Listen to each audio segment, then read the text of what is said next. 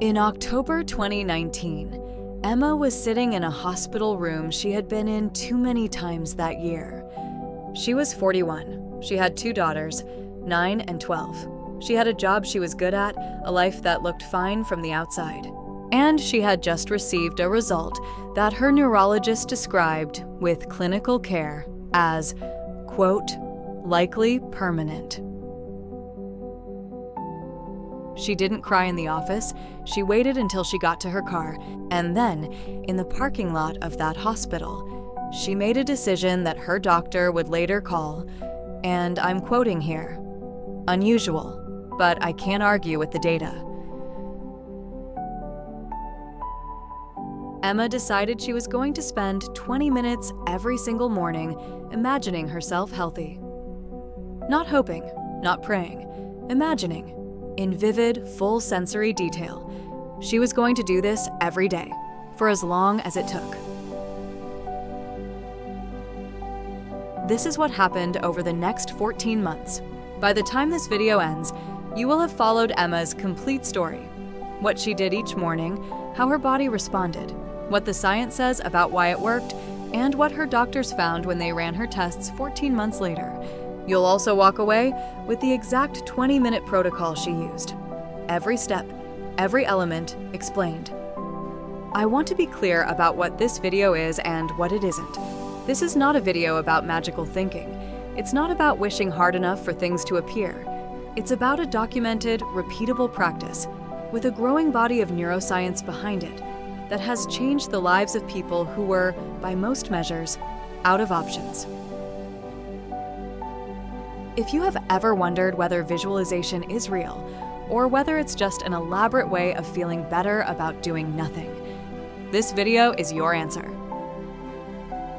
In 1992, a researcher at the Cleveland Clinic named Guang Yue conducted an experiment that should have made international headlines.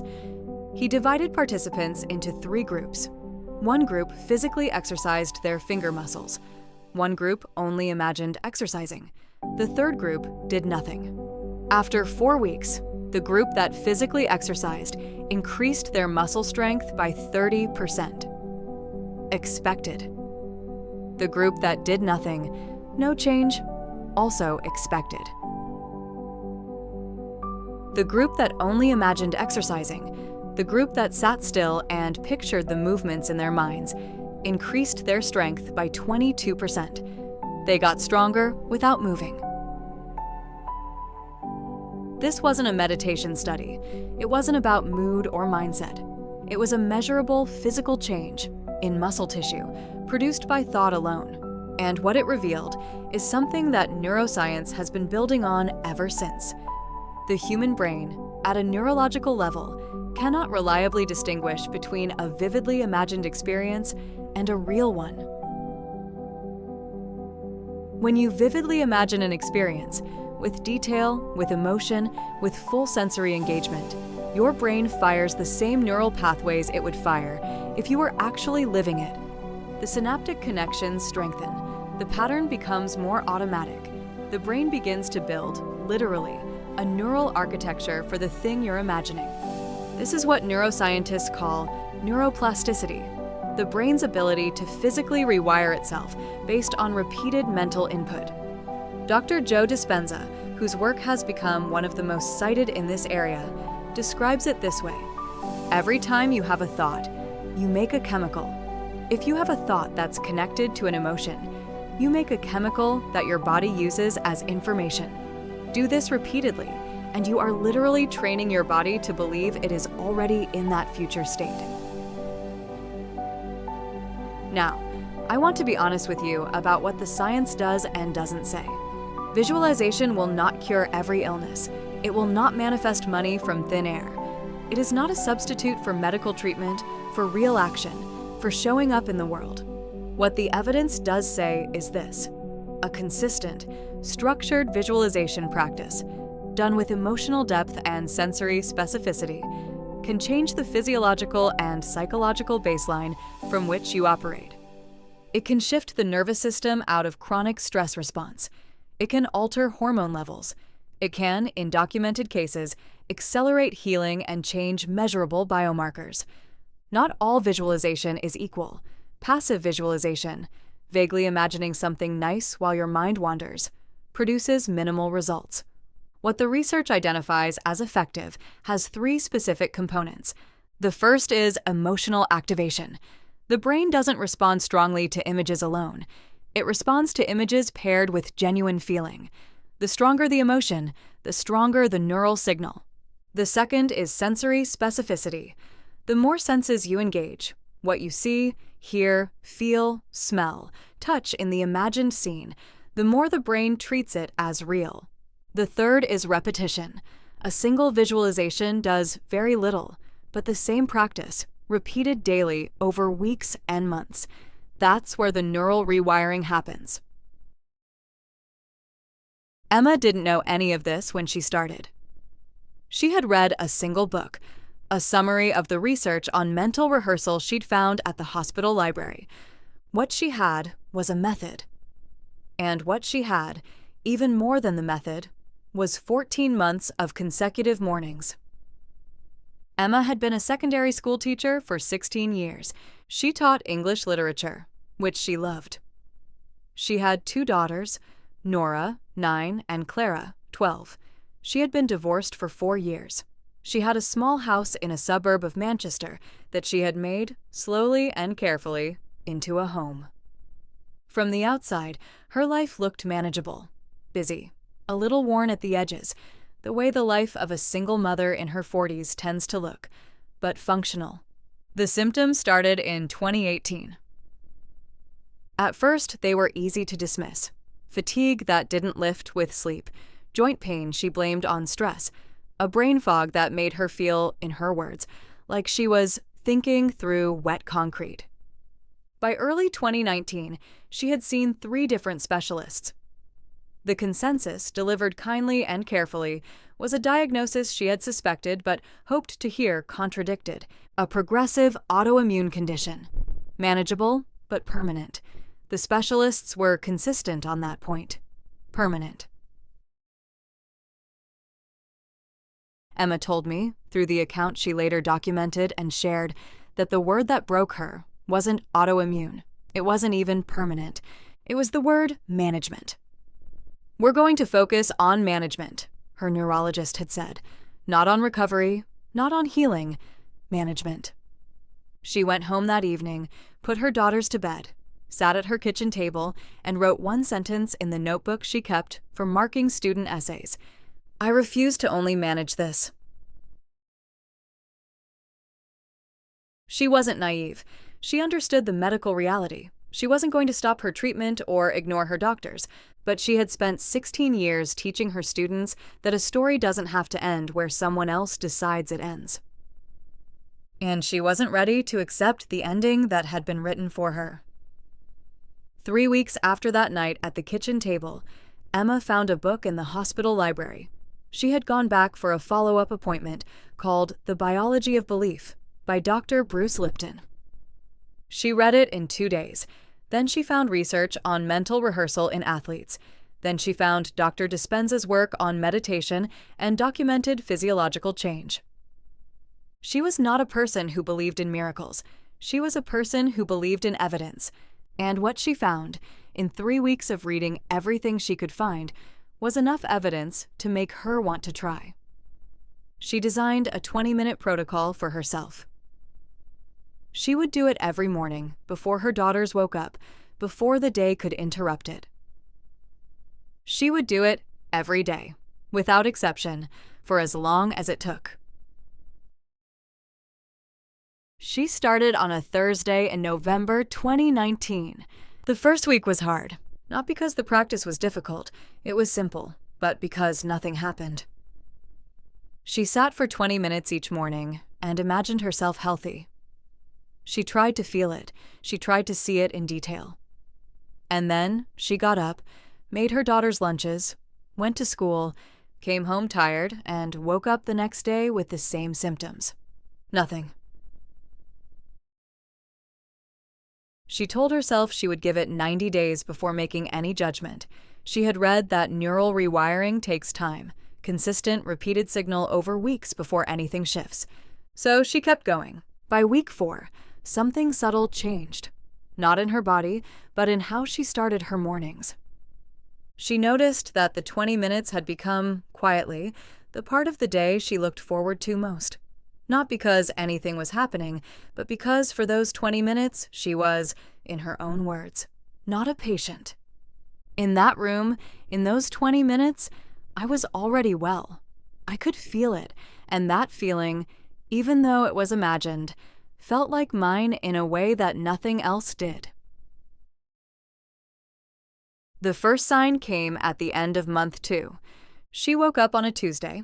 She remembered it was a Tuesday because her older daughter, Clara, had a school performance that evening, and she had been anxious about having enough energy to go. And she woke up without the brain fog. Not reduced, not better, gone. She thought it was a fluke. She went to the performance. She stayed for the whole thing. She came home, sat at her kitchen table, the same kitchen table, and wrote in her notebook for 20 minutes. Something is happening. I don't know what it is. I'm not going to name it yet. I'm going to keep going. The brain fog returned the following week, but it was shorter, less dense, and it kept getting shorter. She didn't tell her neurologist yet. She didn't want to say something that couldn't be proven. She waited. Between month 3 and month 6, a pattern emerged that Emma began to document with the same care she brought to her students' essays.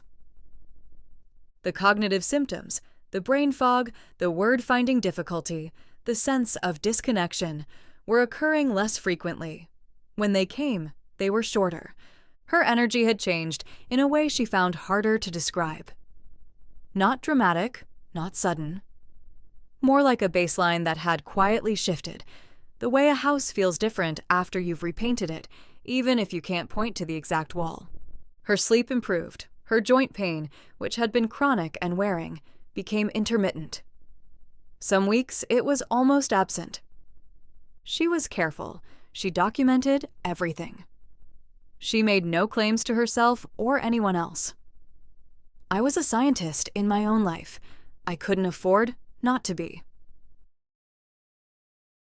At month 6, she told her GP, her family doctor, not her neurologist, what she had been doing. He was not dismissive. He was, in her words, professionally curious.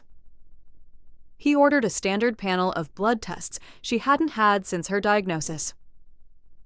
The full picture didn't emerge until month 14. By then, Emma had not missed a single morning practice. Not one. She had been through 2 rounds of flu, a difficult term at school, her younger daughter's health scare, and every morning, at 5:47, she had sat in her room and done her 20 minutes. Her neurologist, the same one who had used the word permanent, reviewed her updated scans alongside the previous year's results. The inflammation markers had decreased by 41%. He told her this was medically unexpected. He told her that her current presentation did not match what her diagnosis would have predicted for a patient 14 months on. He asked carefully what she had changed. She told him. He was quiet for a moment. Then he said, "I can't tell you this caused what I'm seeing, but I can't tell you it didn't. Keep doing it." Emma called her daughters from the hospital car park. She told them she had good news. Clara, 12, said, "I know, Mum. I always knew." Emma told me that was the moment she cried. Not in the office, not reading the results, in the car, on the phone, with her daughter. That was when it became real. Emma's 20-minute protocol was not something she invented from scratch. It was assembled from the research she had read, pieces of techniques that appeared across multiple studies and across the accounts of people who had documented results with visualization. She refined it over the first 3 months. What I'm about to share is the version she had settled into by month 4, the version she maintained for the remaining 10 months. I want to be clear, This is one protocol. It is not the only one. What made it work for Emma was not just the steps. It was the consistency, the emotional investment, and the specificity she brought to it every morning. With that said, here is what she did. Step 1. Stillness and breath, minutes 1 through 3. Before any visualization begins, Emma spent the first 3 minutes doing only one thing, slowing down. She used a breathing pattern called 4-7-8. Inhale for 4 counts, hold for 7, exhale for 8. She did this 4 times. The physiological purpose is specific. This breathing pattern activates the parasympathetic nervous system, shifting the body out of fight or flight and into a state of open receptivity. The brain is more plastic, more absorptive in this state. Stress hormones decrease. Heart rate variability improves. This is not relaxation for its own sake. It is preparation, making the brain ready to receive and encode new information. Step 2. The visualization. Minutes 4 through 10. For 6 minutes, Emma built the scene she wanted to inhabit. Not a vague sense of being well. A specific scene, a specific day. She chose one. A Saturday morning at her kitchen table after a school term had ended. She was reading. She had energy. Her daughters were upstairs sleeping. The light was coming through the window the way she liked. Her body felt unremarkable, which, she told me, was what health felt like to her after so long. Not dramatic, just ordinary and fine. She built this scene using all 5 senses. What she could see, the smell of coffee in morning, the weight of the book in her hands, the sound of her daughters breathing upstairs, the feeling in her body. Not performance, not triumph, but the quiet unremarkableness of an ordinary Saturday when nothing hurts. This is the single most important element of effective visualization: emotional specificity. Not the big dramatic moment of victory, but the felt sense of having already arrived at the ordinary version of the life you want. She did not visualize the process of getting better.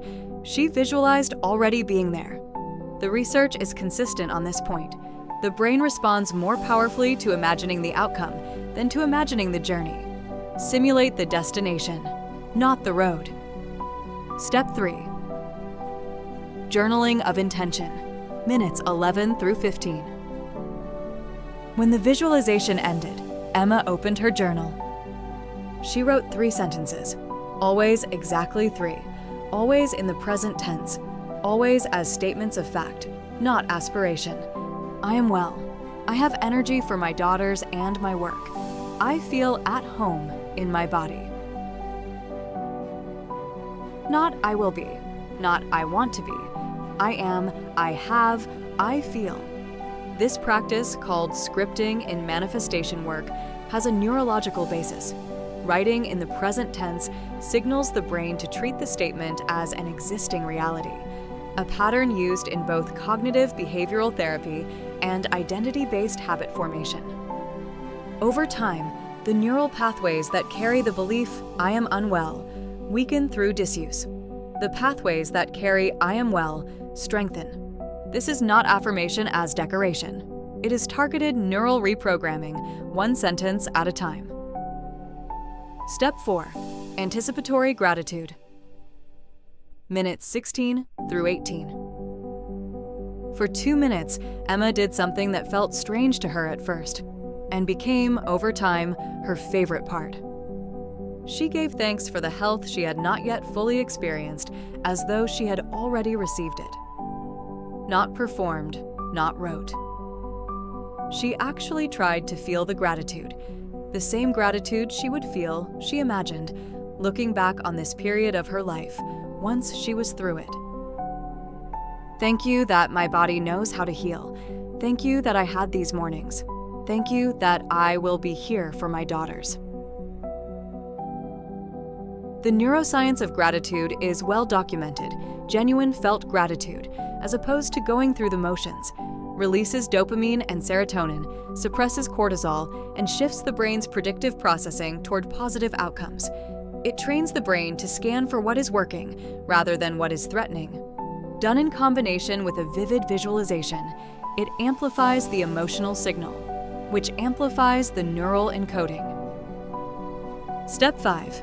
The anchor, minutes 19 through 20. The final 2 minutes were Emma's anchor. She had chosen a single word. She chose the word home and a piece of music.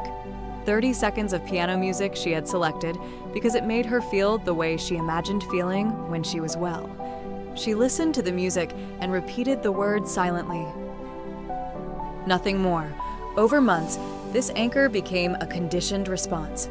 When she heard that music anywhere, in a shop, on her phone, she felt immediately and automatically the physiological state she had been building all morning. She had given herself a shortcut to her own nervous system. 20 minutes. Every morning, without exception. That was the whole thing. Emma's story is not singular. Since we began this channel, we have collected dozens of accounts from people who wrote to us, from documented cases in the research, from communities where these practices are discussed seriously, of transformation that followed the same basic pattern. The details are different every time. The domain of the crisis is different. The specific technique varies. The person, the life, the loss, all different, but the structure is always the same. A moment of crisis or limitation, or a door that closed.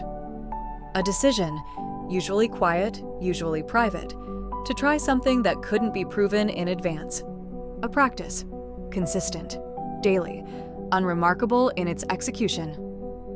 And then, slowly, the kind of slowly that only becomes visible in retrospect, a shift. Not always the exact outcome that was visualized, sometimes something adjacent, sometimes something better, but always, in the accounts we've gathered, something. We'll be sharing more of these stories on this channel, every Tuesday and Friday. Stories about people who used visualization and manifestation practices to navigate financial collapse, loss of relationship, chronic illness, loss of purpose, and loss of identity. All real, all anonymized to protect the people who shared them, all documented as carefully as we can document them. This channel exists because these stories deserve to be told, and because you deserve to hear them. Before you go, I want to ask you something. What would your version of Emma's Saturday morning look like? Not the dramatic version, the ordinary version. The version where you wake up and nothing hurts, or the worry is gone, or the thing you've been working toward is simply already there. If you can see it, even faintly, write it in the comments. One sentence, present tense. I am, /I have, /I feel. We read every comment on this channel, and something about writing it, publicly, in one sentence, is the first version of what Emma did in that notebook. If this video reached you, if any part of Emma's story felt like it was speaking to something in your own life, subscribe.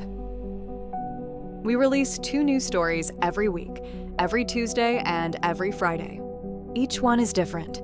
Each one follows someone who decided, like Emma, that the ending they had been given was not the ending they were willing to accept. Next Tuesday, we're sharing the story of 5 people who used a specific method, written about by thousands, understood by very few, called the 369 Protocol. Their stories cover finances, health, and something one of them described as finally recognizing my own life. That video is already ready for you. Click it now.